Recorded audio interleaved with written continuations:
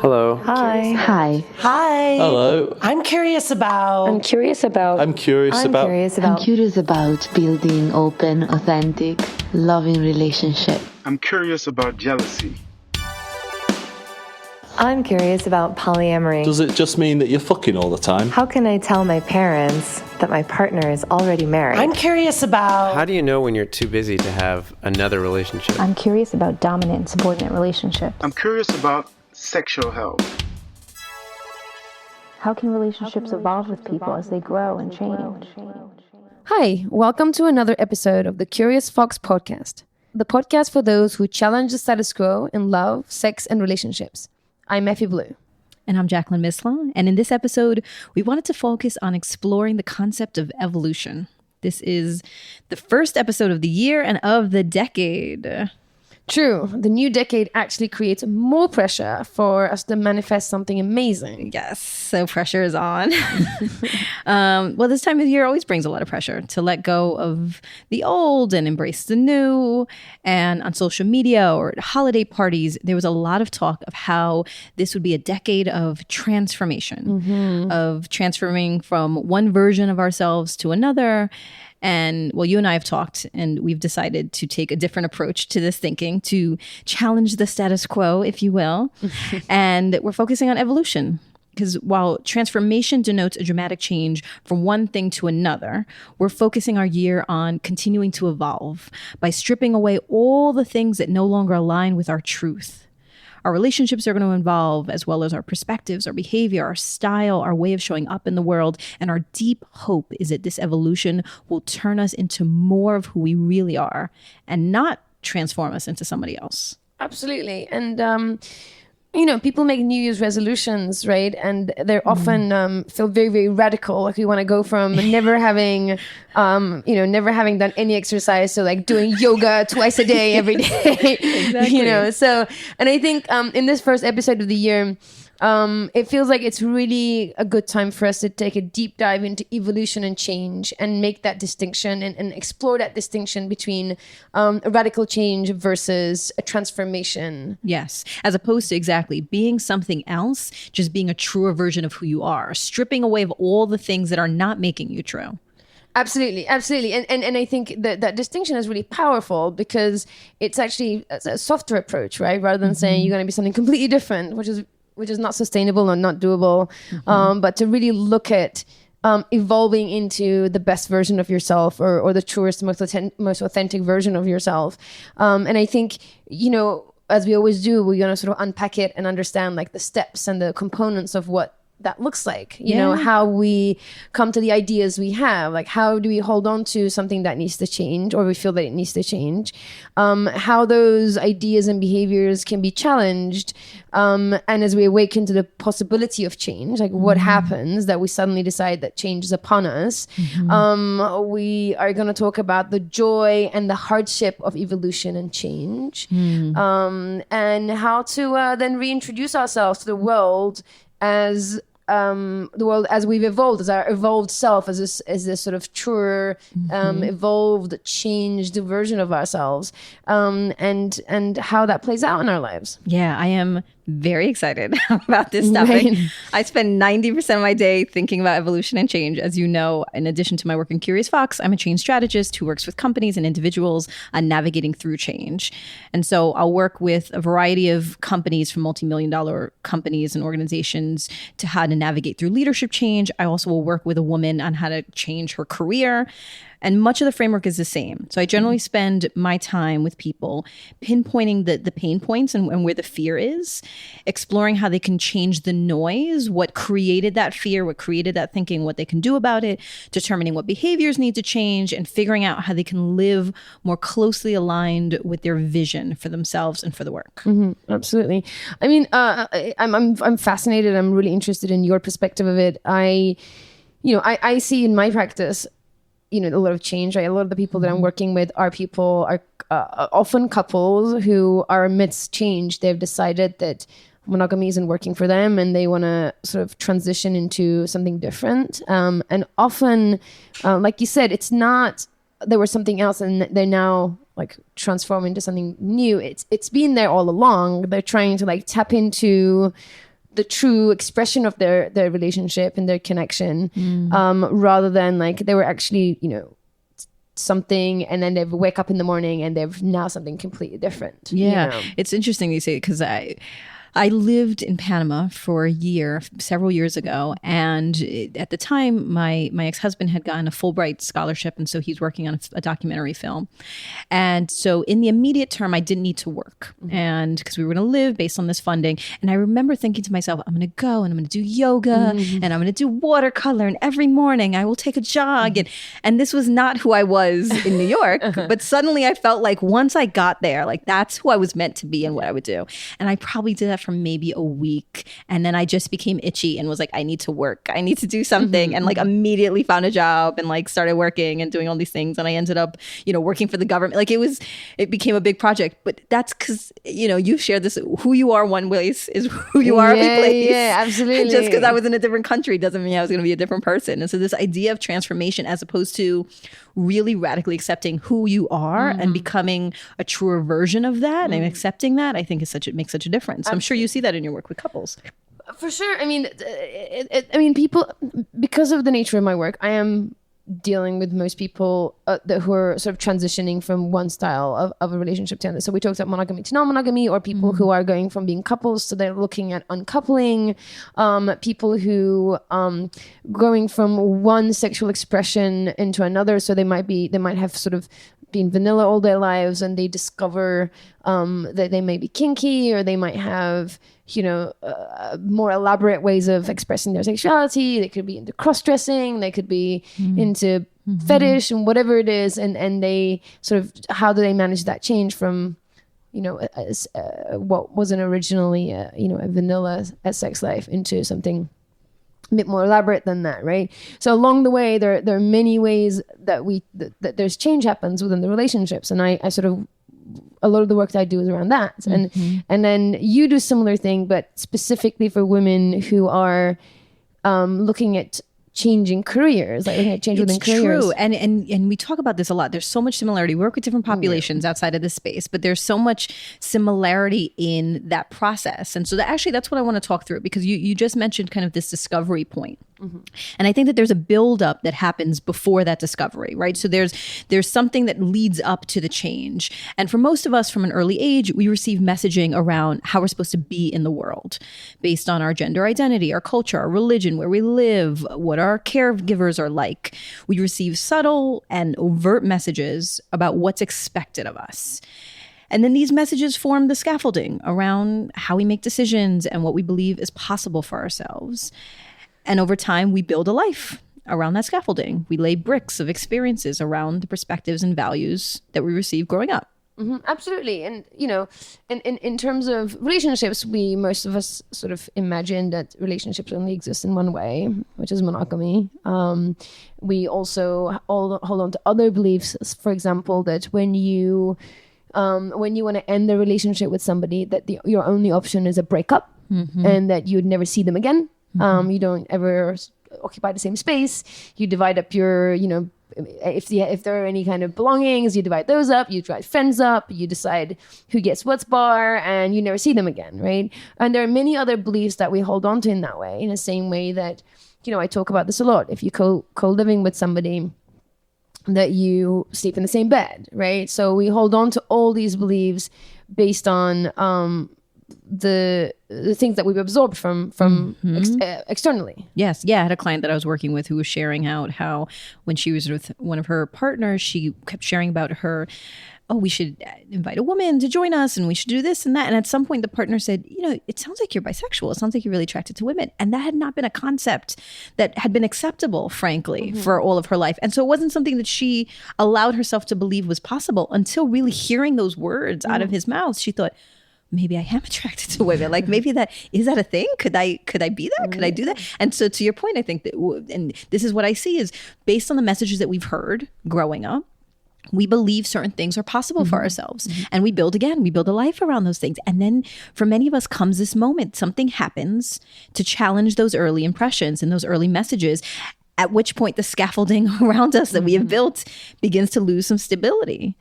Sure, yeah. And so at that point, you're left with some cognitive dissonance. That's where there is an inconsistency between your thoughts and belief. There's this mental discomfort between what you think that you want for your life and the beliefs around which you have crafted your life. For sure. And what you believe is possible. Yeah.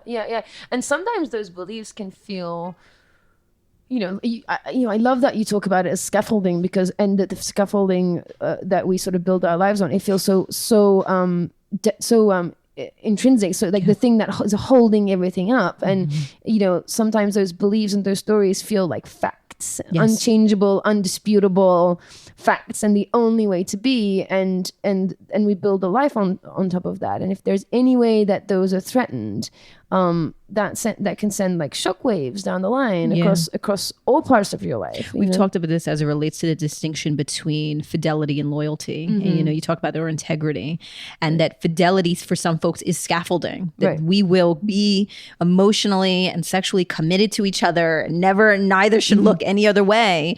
And if that idea is shook, and now there's possibility of other people being involved, and now we're thinking, instead of fidelity, we're thinking about integrity. Like that can really destroy one's sense of family. Yeah, absolutely. And that's also internally and externally, meaning it can sort of really destroy your idea of like family relationships between you and your partner or partners, and also people from the outside. So parents, friends, and if you're suddenly transitioning into like a non-monogamous structure, it can be really shocking to those people because it's threatening their belief systems as well. Yeah, that's absolutely true. And, I experience this a lot in my work too, as it relates to folks who are coming out, certainly as non-monogamous, but also in terms of their gender identity or their sexuality. And based on what you heard growing up, may feel different than how you feel on the inside. And then you are stuck with this cognitive dissonance of, I know what I've been told, what I believe is right, what I've frankly built my life around versus how I feel on the inside. And some people have the ability to live in the state of cognitive dissonance their whole lives and choose to remain in the house that they have built around those external messages, all the way to the other extreme where some people have to act immediately. That upon knowing in that moment, I've shared this example with my partner that there had been many signs, and we'll talk through that. There had been many indications throughout the course of her life that probably she was poly, but I don't think that was a reality that she understood was possible for herself. And then, when Early and I were in our relationship, and I had shared out that I was open, and that she was like, oh wait, that's a thing? And she was like, she read like 4 pages of opening up and immediately was like, oh, I'm polyamorous, done. And like told everybody in her life, told her family, told her siblings, like it was an immediate sense of action. Like, now I know this thing, I must act. And so I think that like those are the two extremes on the spectrum of some people can live with that discomfort their whole lives and decide, I don't want to shake the building upon which I have built my life, the scaffolding. And others are like, oh no, I need to like shake everything up. Burn it down. Yes. Burn it down. Yes. So I work with both sets of folks, kind of in my work, of folks who are trying to figure out how to navigate slow change, and other folks who are like, hey, I just quit my job. Like, now I need to pick up the pieces. Right. The second I felt like I needed it, now I did it. And like, now I need to deal with the destruction. Right. And we talk about that, right? Because it's interesting because we deal with change in different, we deal with the mechanics of change in different stories, like the dynamics of change in different stories. And there seems to be this, build up to change. So the discomfort, the realizations here and there, and tension and pressure, and then it sort of builds up to this crescendo, this moment of like, I can no longer do this. Like this no longer works. Like you for feel me. Suffocated. And right. Now I need to breathe. Yeah. And for me, we talked about, I think this came up in the relationship transitions episode we did. I think maybe it's like one of the first 3 episodes. And it's a different feeling for different people. Like a lot of people I've heard talk about suffocation, what you're saying, like I'm suffocating. I can't do this anymore. For me, it's a very distinct feeling that I'm going to turn inside out. It's almost like an internal pressure that I'm just going to like flip inside out. It's a very like specific feeling. I know it really well. And other people, I hear suffocation a lot. Other people like just like can't like it's very fidgety feeling, like they can't contain themselves in their skin. You know, there's like a very that moment, that crescendo, that point of chaos. You're like, oh no, this is not gonna. And then, you know, whatever needs to happen happens, and then the switch flips. Yeah. And then from there, it's about executing that change. Yeah. How do you make that change Okay. happen? So before we go into the execution of change, because I think we're talking about the buildup, there's two things I'm interested in. One is I want to explore what are the potential signs that we may have missed along the way before we got up to this like pressure-filled spot of what you call a crescendo of change. So that's one thing. And then also, how do you, and maybe we'll talk about this in terms of the execution, but how do you navigate talking to other people when you are ready for change? It's happening for you. And like other people, you're just now informing other folks. Like, by the way, I've been thinking about this for years. And like, now I'm ready and you need to hurry up and be ready. So maybe we'll talk about that in the aftermath. But let's explore that a little bit. Like, have there been signs? Again, I reference my wife, and there certainly were signs along the way in her adult relationship history where there was a pattern of infidelity. There was a pattern of her not feeling quite right, or always feeling like she didn't fit into the structure. And I think potentially it was just a lack of knowing other stories or knowing other language for it as a frame of reference for herself. But I'm interested that in your stories, and I could certainly share mine with the couples that you work with, are there signs that people are missing, ignoring? Are there instincts, like you talked about this, I know, as it relates to codependency, for example, where at some point there may be an aha moment, but there were lots of things along the way that could have been signs. Right.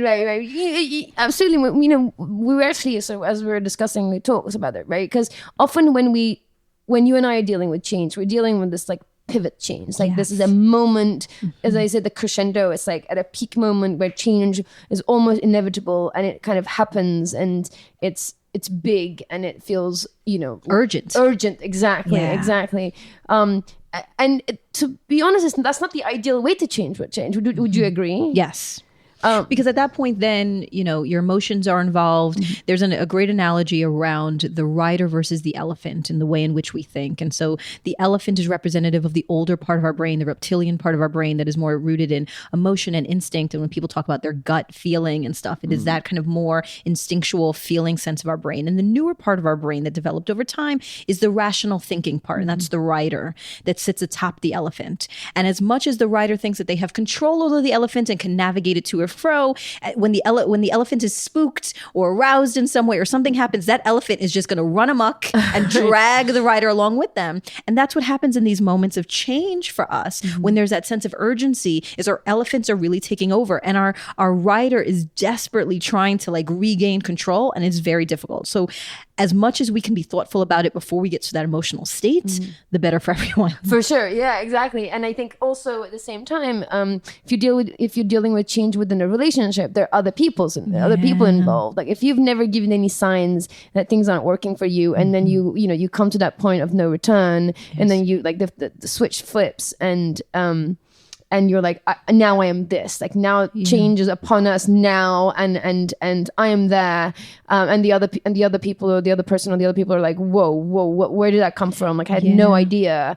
And then that can also feel like, you know, with the sense of urgency that you mentioned, that there's pressure on the other person to get with the program quickly now. And there's a reverberation of that. I don't know if I've ever shared that with this audience, but my parents are divorced. They divorced when I was an adult. It was actually their divorce quite succinctly aligned with my marriage, my first marriage, and like literally around the same time. And so that was fun. But my mother at some point, for a long time, I think she had been struggling in that relationship. And then at some point she realized that this was not the relationship that she wanted to be in, and said essentially like, I'm done, and pulled out rather abruptly and quickly. And my father was left feeling really surprised. And that created, I have two siblings, that created a lack of trust for the three of us with my mother for a long time, because there was a looking back of, Esther Perel talks about this, that we know that our future is uncertain, and we have a certain sense that we are creating our present, but our past feels like it is something that we should be sure of. And when you look back and say, wait a minute, were you happy then? At that birthday birthday when you were laughing, was that real? Like when you were hugging our dad, like, and it makes you question your past, which is wildly disarming and unstable and unstable thinking. And so it really had an impact that rolled for the course of many years outside of just her relationship with my father, but with all of us, because for many reasons she didn't share out. But I think when she had that sense of agency and that sense of alarm and was like, it's time to go, and did it, she didn't realize, I don't believe, the impact that would have, as opposed to sharing along the way, hey, I'm starting to feel this thing, and I'm starting to, like, the fear around that stopped her. But I think it had worse consequences by her not doing it. Yes, no, yes, I can imagine. And I think, especially if you're holding on to it in your head for a long time, it doesn't feel so new to you, right? You're just saying it, but to everyone around you. Right. I'm sure there's like a sense of like, I'm not like, hello. right. Clearly I'm not happy. It's been years. And I think sometimes people don't, like we talked about cognitive dissonance. And I think also people sometimes, we just sort of get on with our lives without necessarily reflecting how we're feeling, especially if we have ambivalence about things. And so I mean, I think it's worth sort of thinking about, like, I think if change is needed, I think it should, that you should allow yourself to happen. I think, whether you've waited until the last second or you've caught it earlier, if it's there, you have to deal with it. Absolutely. So that story, correct. I appreciate you saying that, because that story is not to say, well, now that you've waited too long, that's it. Now you're stuck. Exactly. I think it's more to say, if you're starting to feel little signs of something, is there safe enough space to have that conversation? And frankly, if you don't feel like there is safe space to have that conversation, that's also a sign. Right. Exactly. And I think that's a really good thing to discuss. Like, what are those signs? What can we watch out for? And I think I would argue that most of us have a sense of things aren't right. Yes. Way earlier than we get to that point of no return. Yes. Way earlier. So what are those signs? I think in terms of relationships, boundaries are a big sign. And often I find, what I see in my practice within relationships is we don't stick with our own boundaries, that we cross our own boundaries. If you're finding that regularly you're crossing your own boundaries, or that you have a sense that your boundaries aren't valued or important, that I think that's a really sort of important sign that things aren't right, that you're misaligned with what, how you want to be in a relationship, or the relationship itself, actually, that you're misaligned with what's available in the relationship, or you're misaligned with your partner and your partner's needs. And I think that's a big sign. Yeah. You referenced this when as we were talking about this idea and this concept about, if you don't want to go to bed, but you still go to bed at the same time. And that's such a small example, but it really does, because I reflected back and I was like, oh no, I've totally done that. Where I wasn't tired, but I'm like, I guess we're going to bed now. I'm like, why though? Like, why? And is that a sense of, or, and I've had this conversation with some of the women that I work with, this idea of like playing possum in bed. So your partner reaches over and starts touching in a sexual way. And as opposed to vocalizing, like you're not in that space, you just stay perfectly still. Yes, you're laughing.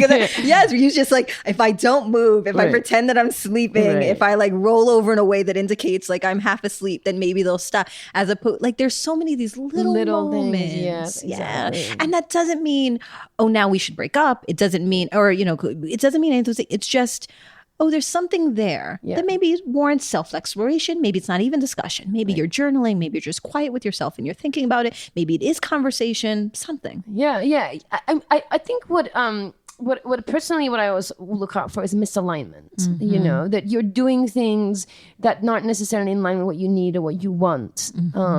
And what you want to experience. So going back to sort of going to bed at the same time, right? It's a real, like, a fun acid test type trick type thing that I throw at people. Do you find yourself regularly going to bed at a time that you don't necessarily want to, be it stay up later or go in earlier, right? Do you just go to bed whenever your partner goes to bed, even though you might want to stay up and do something else, or that you've been wanting to go to bed for ages and you stayed up for them, so because we have different needs, right? Yes. And often people are in sync, and you might find that you do genuinely want to go to bed at the same time, But watch out for those times when you don't. Yes. You Yes, know? that makes sense. And I think that falls under the so in the work, and again, most of the work that I do with folks is around things like career transition and kind of life transitions outside of just relationship. And their patterns that I find is if you're feeling silenced, if you're feeling confined, if you're feeling limited, that could be in your relationship, it could be in your work, it could be with your friendship groups. So those three things I would say: silence, confined, or limited. That though you'll recognize those in little moments, but eventually that will build up over time, and that is what will lead to that moment of feeling suffocated, which will then you'll just be gasping for air and want immediate and urgent change. And so, without trying to prescribe a path for people, we'll talk a little bit about when you feel like you need to navigate through change. What do you do next? But when you're feeling that way. You know what that looks like. Yeah. The other sign I would say is a chronic dissatisfaction. When you're just not getting what you need and you feel dissatisfied. I think the reason I say chronic dissatisfaction is because dissatisfaction sometimes is normal. Like, life isn't perfect. We're not perfect beings that can sort of live up to the Buddhist expectation, the Buddhist teachings of no expectation, no attachment, deal with life as it comes, right? That's ideal, but mostly we have expectations. Right. And sometimes those expectations aren't met and sometimes they are. And, so if it's chronic, if you chronically find yourself dissatisfied, that you're not getting what you want out of your life, your career, your relationships, and that there doesn't seem to be a platform or a space and time to talk about it. Yes. Be it because you don't have the language for it, be it because you think you might hurt your partner, be it because you worried that they are going to get angry, whatever the story that is in place, so that you have chronic dissatisfaction and you're not able or willing to talk about it. Again, it's a sign. Yeah. And I think that's an incredible point around the stories that we tell ourselves. Certainly, I experience that in folks when I have conversations with them about their careers, where they say, well, I got to stick with a career and have the 401k and have the retirement plan. And this is what it is. Like, nobody's happy in their jobs. Or we hear this with relationships, right? Well, we have children together. And so when they graduate from high school or college, or there is sometimes these stories that we say of the responsible thing to do is stick it out through the unhappiness. Now, certainly I'm not advocating for it. Again, Esther Perel talks about this, that we have moved from leaving something because we are not happy to leaving something because maybe we could be happier. Right? And so there's something to be said to your point about chronic dissatisfaction, and not necessarily saying, well, like, I'm not happy, I could be happier here, and just jumping ship. But the realization that if you continue to tell yourself a story, I will resign to being chronically dissatisfied, to feeling silenced and suffocated, because that's what I signed up for. I made my bed. Right. I have to lie in it now. Right. That's worth some reflection around where those stories came from. For sure. Absolutely. Where were those messages? One of the things that I talk with my clients about is I have them write out, like, I have them first vision out their dream for their life. Their wild, spectacular, untraditional, whatever it looks like. What is your dream for your life, for your relationship, for your career? And as they're writing on a separate piece of paper, anytime a voice comes up in your mind that's like, that's crazy, that's not possible, stop, that's silly, write that thing down. So keep writing your vision, but on another piece of paper, write down all those messages. At the end of the visioning session, look at that list of messages and try to give that voice. Who is saying that thing? When you hear that thing that says, that's irresponsible, that's crazy, you could never, whose voice does that sound like? Is that your parents? Is that the church? Is that what you're hearing in the media? Is that what you're hearing when you look at yourself in the mirror? Like, what is that thing? And start to peel away around, are those things truths? What are those things rooted in? If they're rooted in fear, let's reality check that. Like, really, how like, what is the fear around decoupling? We talked about this, right? Or uncoupling, that there's this fear sometimes at the end of a relationship that, like, the world will crumble. And for many of us, we are not with our high school sweetheart. We have experienced what it's like to live through a breakup, and we cried on the floor and played Coldplay in the background and thought we would die, and then we didn't. Right. And then we fell in love again, and then we, right? So, like, how real is that fear and that perception? So, go through that exercise if that's helpful for you. Write down your vision, capture what it is, those messages, and then try to name them and then challenge them. Yeah. Say, okay, how true are you? Message. Right, for sure. Yeah, I hear that too. It's like, well, we couldn't do that. This is what I would want, but we couldn't do that because we already have this thing. Like, and it's interesting when even when you're doing visioning sessions or sort of what is like the ultimate, like I talk about like what's your ultimate design. Let's talk about your perfect house, like perfect home, perfect, relationship. Similar idea. It's people will start and immediately they'll be like, well, I want this, but I can't because we already like we already got a mortgage, Right. and it's very hard to get people to be like, okay, we're just dreaming right now. Yes, it's so true. It's okay. Like we'll deal with the mortgage in a minute, but like let's just see if we can get past that dream. And it gets in the way of people dreaming. It's true. It's so interesting because I was having a coaching session the other day with a woman who wants to write and wants to speak and wants a larger platform for her work. And in envisioning that or beginning to, she already stopped herself and was like, but then people are going to really know me and that'll impact my privacy. And then I'll have to be working all the time and I'm like, okay, you haven't put up a single post yet. So before we get to the place where like the paparazzi is like following you to and I it's interesting because I use the analogy of the house. I said it feels like you live at home with your parents right now and you're like, I want to move out and I want this big house with 5 bedrooms and a pool, but who's going to clean that? And the gas bill is going to be crazy. And you're I might as well just stay here. And you're like, or you get a studio that you can afford. Like, let's talk baby steps. And I think that's part of what you're saying is that even in the visioning process, it becomes like, well, how could I? And I think one of the biggest lessons that I learned in my actually opening up journey was future me will have the insight, the capacity, the emotional intelligence to deal with future me's problem. That I was trying to solve problems now that didn't come up, that didn't exist, that I may never have to deal with, and that I wasn't ready for. And that when 2 years down the line that thing came up, I was more ready for that thing because of the life experiences that I had achieved up at that point. And so if you're worried about that, if you're like, what will future me do? I guarantee you future you is going to figure it out. We'll figure it out. Yeah, absolutely. I think, and that's about building faith in yourself that you'll deal with it. You'll deal with it. The other thing I think is similar and related to knowing that things are not working out is if you feel like you have no options.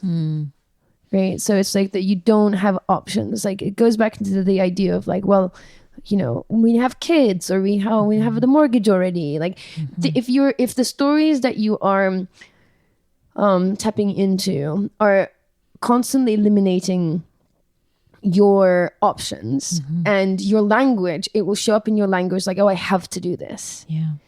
I have to do this. I have to do this. Very rarely you have to do things. Yeah. There are very few things in the world that you have to do. Yes.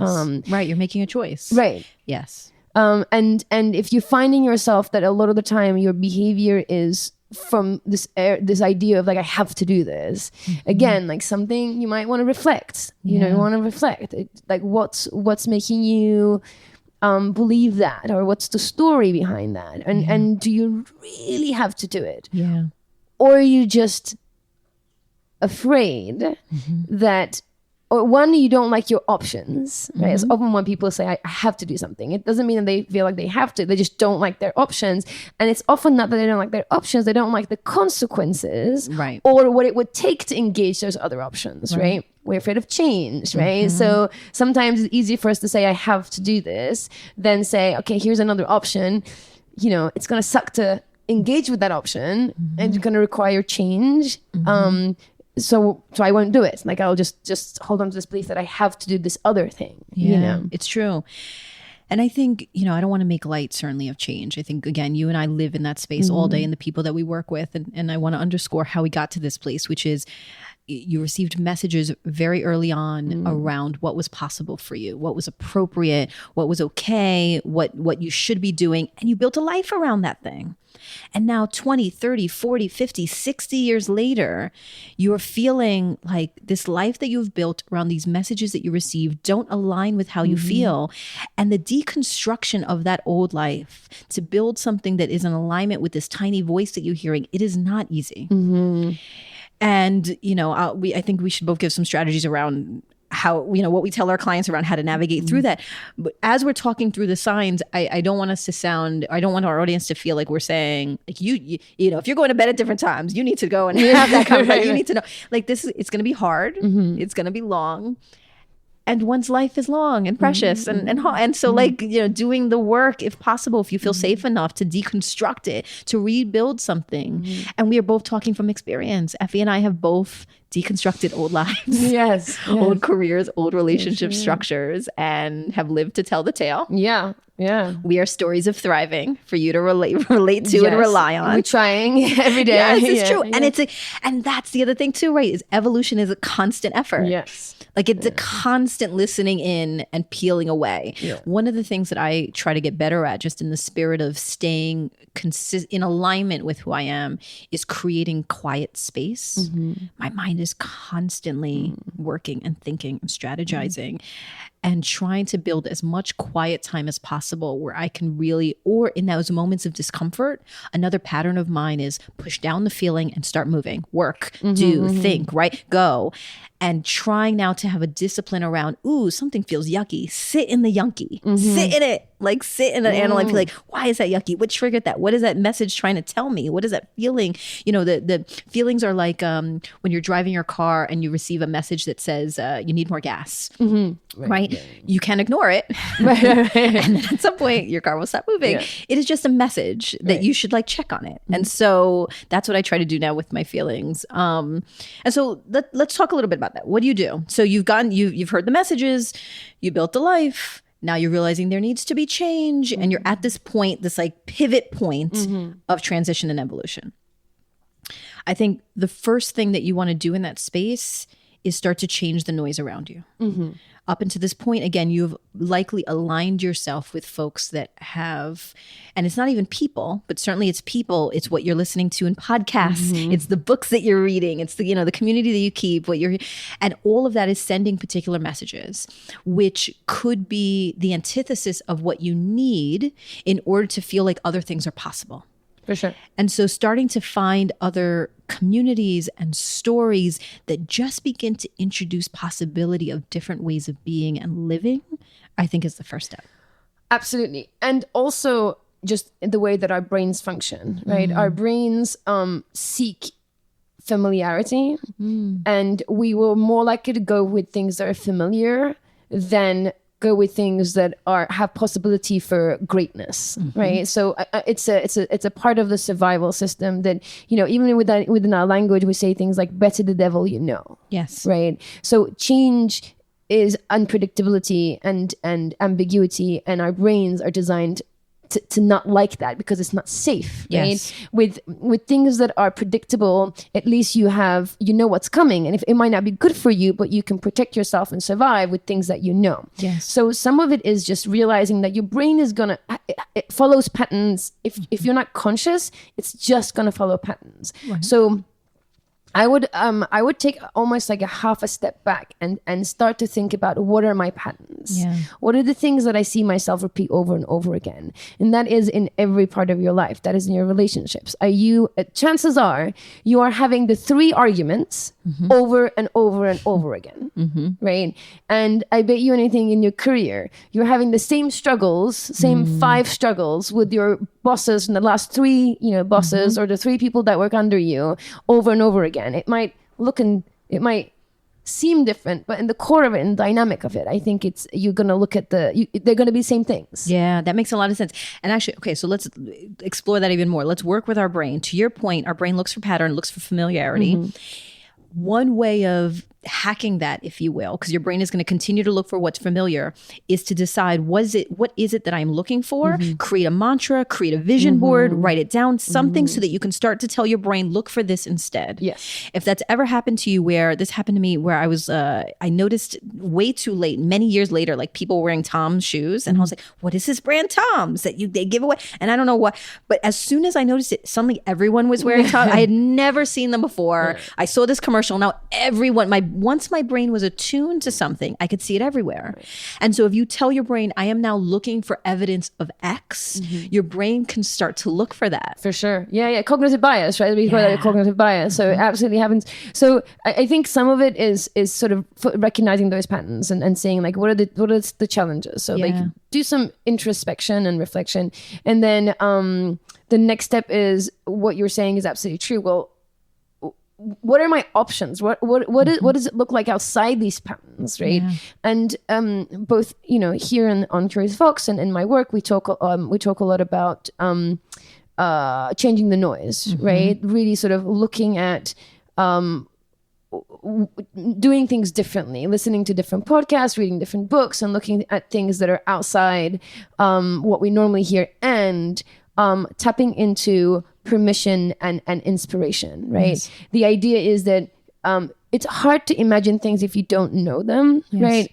Some of us are lucky and we get in touch with our, ourselves, our core, and we have the creative thinking enough to sort of imagine things that we've never seen before, or imagine relationships that we've never experienced, or, there's really only that's a rare person who can come up with like truly original, never experienced desires that they can go out and seek in the world. And really what we need, most of us need, is inspiration, is looking, how are other people living their lives? What are other careers? What are other relationship styles, right? So that's inspiration.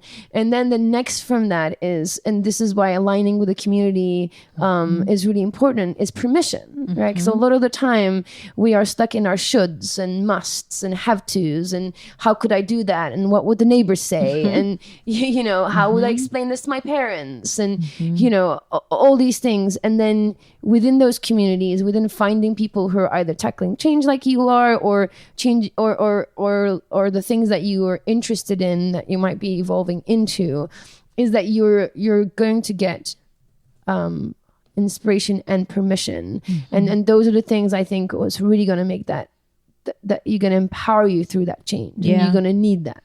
Absolutely right. So that makes sense. So if the first step we're saying is kind of falls on this umbrella of visualizing the life that you want, and all of that means understanding how you got to this place, evaluating your patterns, telling your mind this is what we're looking for instead, to allow your mind to like start searching for different things, looking for stories and community that allow for inspiration and permission. If step one is visualizing the life that you want and all the things that go in there, then I think step two is starting to build behaviors that align with that vision.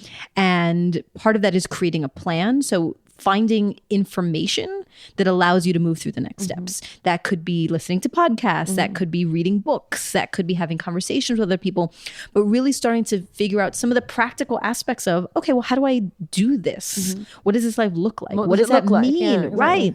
And to fill in some of those gaps, because most of the fear comes from lack of information or misinformation. Right.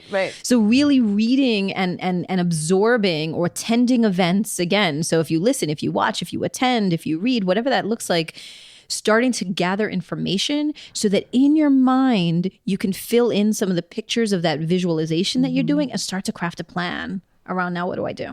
For sure. Yeah, absolutely. And I think, again, we should put out that we know that it's easier said than done. Absolutely right.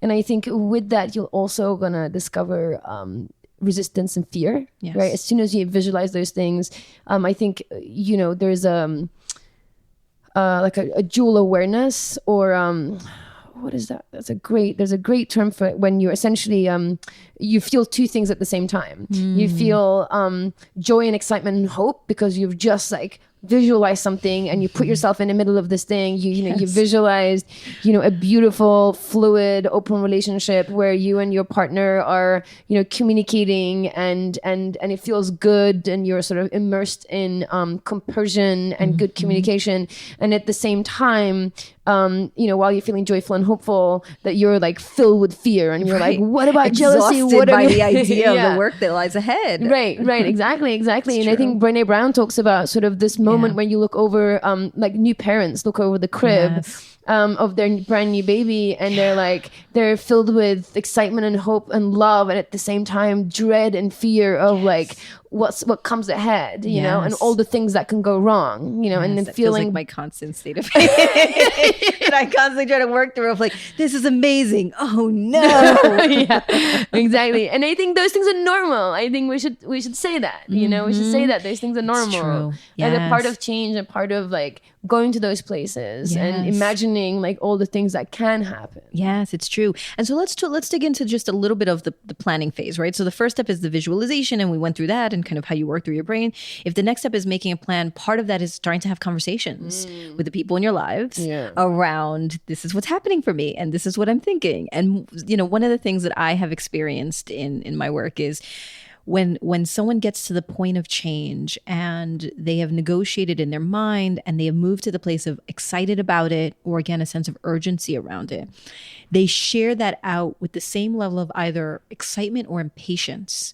And there is this like quick desire of either be joyful with me that I want to go through this transition, even if it impacts you, or hurry up and get there. It took me my entire life. It took me, 40 years to get to this place, but I need you to get there within the course of this 20-minute conversation. Yeah, absolutely. Yeah. And so maybe be, part of the charge to the audience is be sensitive to the fact that change may not be new to you, but this change is new to those around you. Absolutely. And you may need to make room for that and allow them to be comfortable with this change. Yes, absolutely. And the fact that, we are ideally interdependent folks, meaning we're people that we're independent, we're interlinked with a bunch of other people. So change, I think change, we talked to, you and I talk about how change starts from within first, right? Ultimately, you're changing internally, which then reflects your external experience, which then resonates to everybody who you're linked to, right? And if you are, if you started that process, like you said, a year ago, and it's been on your mind all the time, but nobody knew about it, and suddenly you dropped it on the table. I hear it. I personally experience it in sessions with, one partner tells to the other person they want to be open, right? And they're like, oh, well, I've been thinking about this for years, and the other partner is like, what? Did we got married? Did you're changing the script? And I think if that's where you are, changes upon you, that's what you need to deal with. You need to allocate space, energy, patience to enroll those around you, and realize that it might take them longer, and that you're going to have to do some emotional labor to really get them along with you, and roll them into what your, what is that your desire is, what your change is. It doesn't mean to say you impose change on them, but there needs to be some enrolling happening where they feel safe and heard as well, and they're not kind of,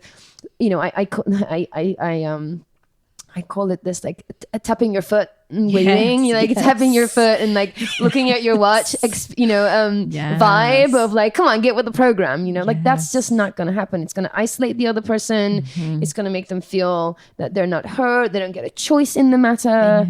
And that's huge within relationship, because this relationship is a collaborative experience. And if you're excluding your collaborator, your teammate, and you're kind of just waiting in the finish line, it's you're gonna wait a long time. You need to go back and get them over the hurdles, or you can just wait there. And I'll personalize that, because I have my master's degree in social work. I'm certified in complex change theory, and all of that is because I'm actually change adverse. I really do not there's a big part of me that's terrified of change, and so my personality type is when something scares me, I lean into it fully. I'm the type of person that if I have a sore in my mouth, my tongue is completely pressing against it. I lean into the pain and the discomfort, because that's I can get through it.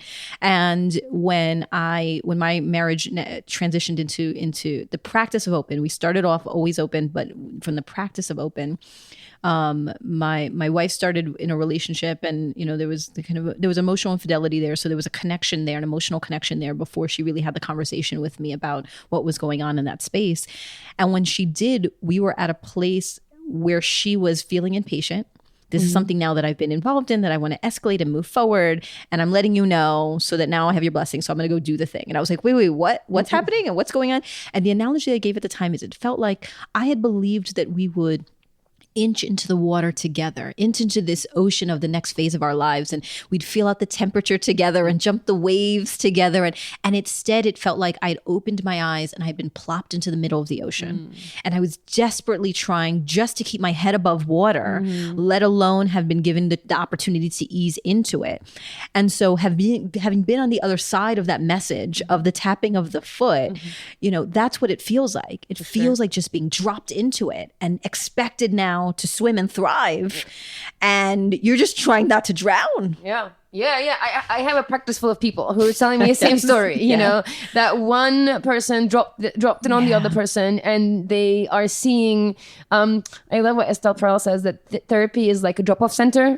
Like, even though you're coming in with as a couple, really it's just like one person like dropping the other person off and waiting the therapist to to fix them. You know, and I get that. You know, it's like one person dropped it on the other person, and they start coming to see a coach about open relationships, and really it's that person who's ready to move is that just like tapping their foot and waiting for the sessions to just like make the other person come along.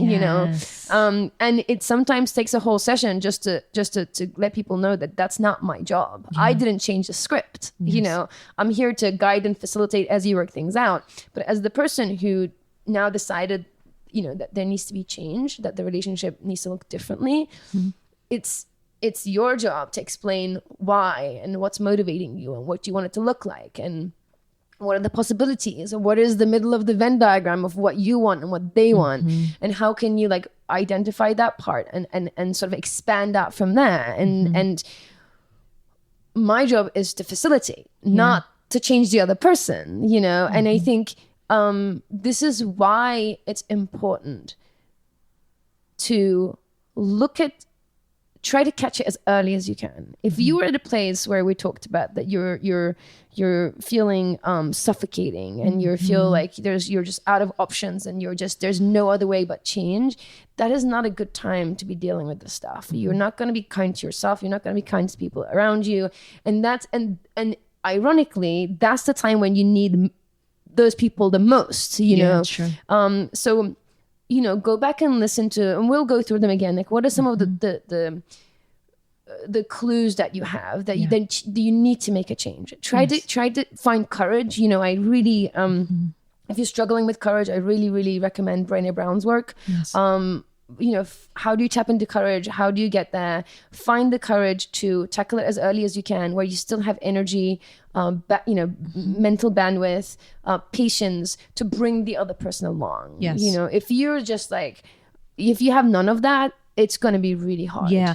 And I think that it is important for us to say that aligning yourself with a coach or a therapist or, somebody who can help you navigate through that process, particularly if you're at that point of suffocation and if things need to change now, having that third party that is a safe space to have these conversations, so that as a if you're in partnership or in your family, whatever that looks like, that's where we're going to talk about it, and it doesn't necessarily need to spill into all the spaces of your life, I think is really valuable. Absolutely. Let me finish the story. I was dropped in the middle of the ocean and it was terrifying and I felt like I was drowning. And we are now more than 2 years after that moment, and we're in the best place that we ever were. And part of that is what we realized was, and I encourage you to think about, what are the lessons learned in what got you to that place of that extreme change or that moment of clarity that took so long to get there and dropping the other person in the middle of the ocean. What we realized were there were some things in our relationship around communication that we needed to work through. I didn't necessarily always create safe space for her to turn to me and say, hey, this is something that I'm interested in exploring. And similarly, there was a lot of self-work that she had to do, and therapy and coaching that she had to do around realizing, there were patterns that I was ignoring. That I was first like, this person is interesting. And that would turn to flirting. And I was like, I'm not going to say anything because it's just flirting. And then it would turn to a little bit more emotional connections. Like, but this is not something serious. And then suddenly it felt like I'm falling in love. And now I can't tell you because I'm falling in love. Like she was receiving messages along the way. And she had to dig into what were the things that in her own personal narrative, based on the scaffolding that she had, based on the messages that she had, and deconstruct those things. And so with the personal work that each of us did, and then the collective work, we're in a really healthy place now. It took that kind of scary situation to get us to a place where we were great then, we're even better now. But it could be opportunities. If you're in the midst of that right now, there is a potential for a beautiful future. Whether you're together or not, there's a potential for a beautiful future there. Right. And I hope that this actually this, if you're listening to this, what we're talking about right now, and these are the things that are swimming in your head and you haven't said anything yet, let this be permission. Let this be inspiration. This is your sign. Yeah, this is the sign. Like, find that courage, start those conversations and seek help. You know, don't wait till you want to, you know, you quit your job to get, you know, support around career change. You know, don't wait till, you know, you can't bear to be in the same house with your partner for you get support around, you know, aligning your relationship in a better way. Yeah. You know, be it us because you're listening to us, or being somebody else. Like, get somebody involved, find courage, align. Yes. And speaking about, so that I think that leads beautifully to the next and third step, I think, in our process. If the first step is visualize the life that you want and do all the mental work and the brain work to get yourself there. If the second is start to build behaviors around that life. The third is align yourself with the community.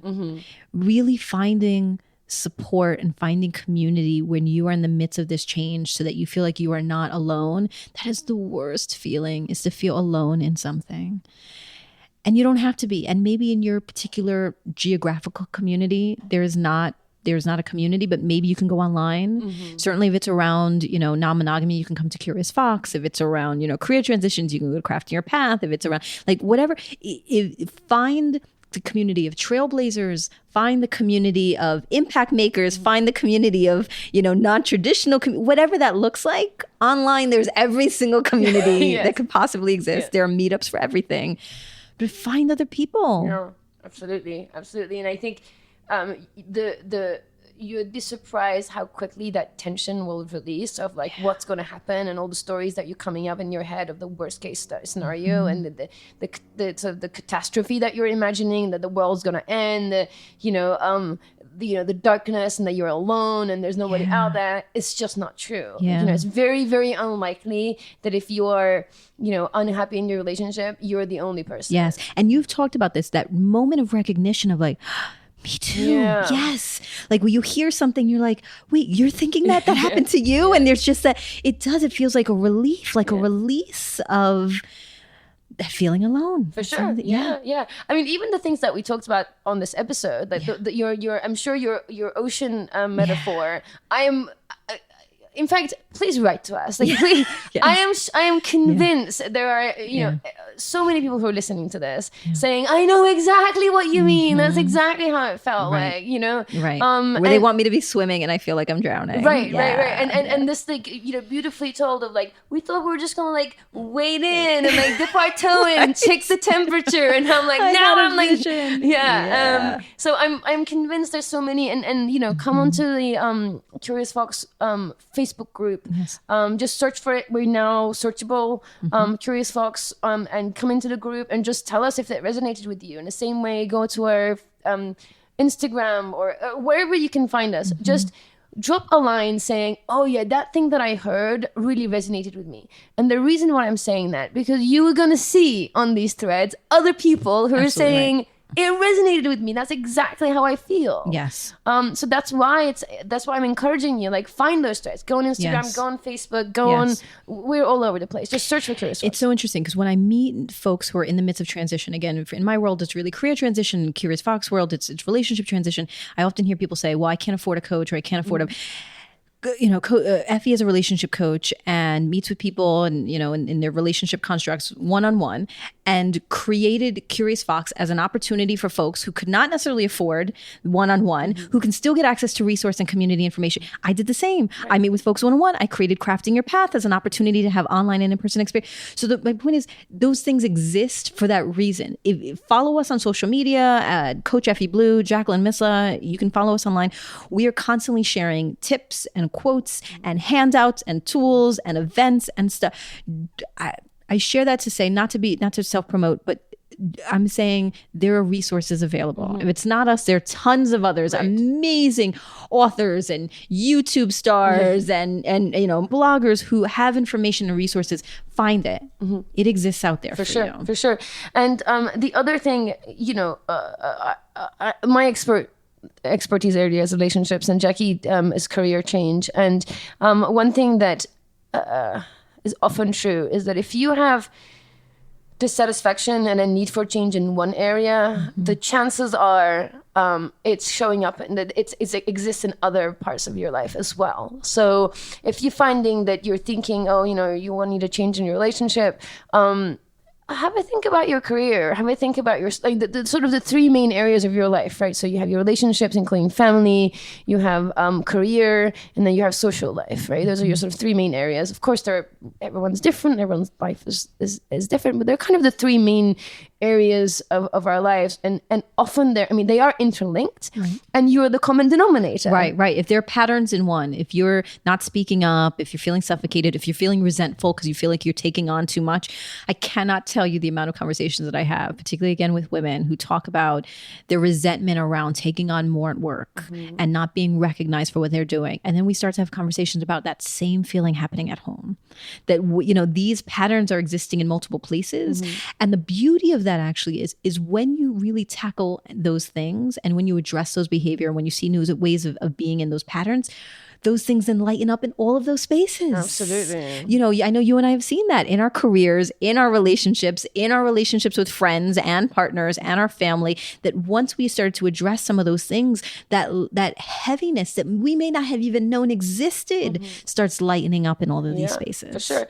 And the chances also are that one could easily be impacting the other, and you don't realize that you might not be willing to, it might be too tender to look at the dissatisfaction in your relationship, so that you kind of really lean into the dissatisfaction of in your career, or the other way around, where actually if you sort of addressed one, the other one might not feel as urgent or as dire. You might be just like projecting because you don't want to admit, or you don't want to go near the work that you need to do with your partner because it feels too tender, too emotional.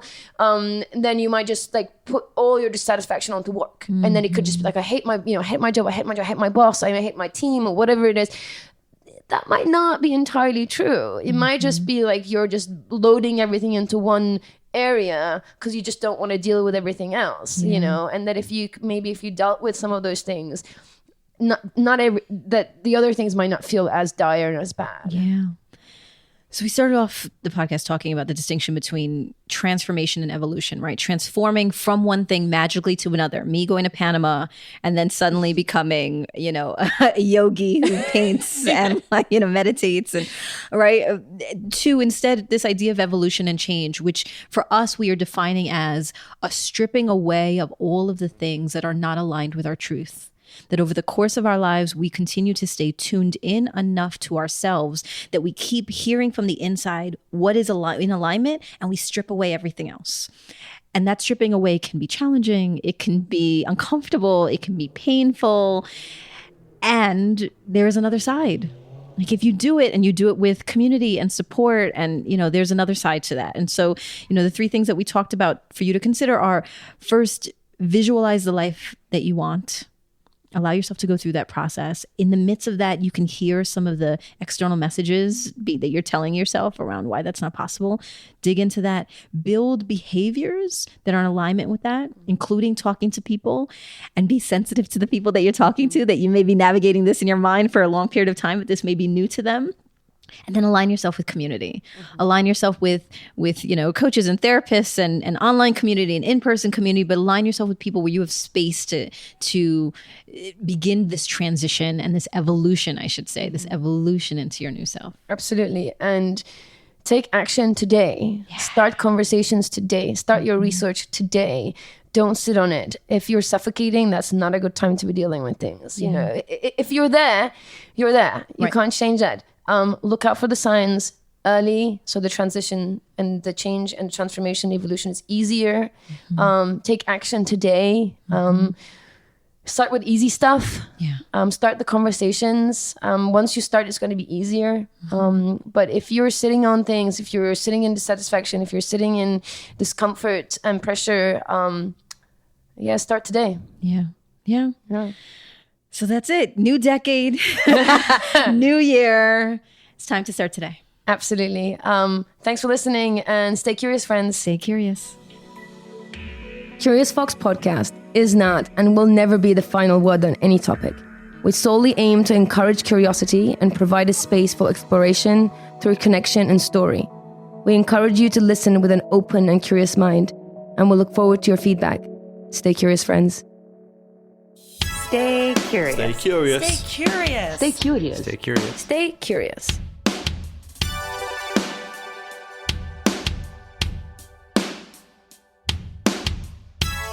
Stay curious.